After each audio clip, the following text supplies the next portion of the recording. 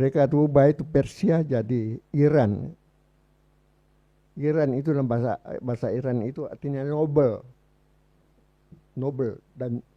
dan brave, ya, berani. Jadi unggul dan pemberani. Ya. Iran itu bangsa yang unggul dan pemberani. Itulah. Maka ketika terjadi perang itu saya sadar bahwa dia buktikan ini betul-betul dia sungguh pemberani. Jadi itu kejadian unggul dan pemberani. The land of Aryans, ya. Artinya itu Iran. Iran the land of Aryans. Aryans itu bangsa Arya.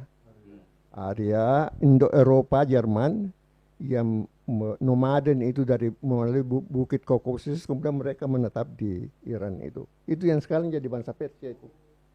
Ya, mereka bangga dengan asal usulnya itu, Arya, bangsa Arya.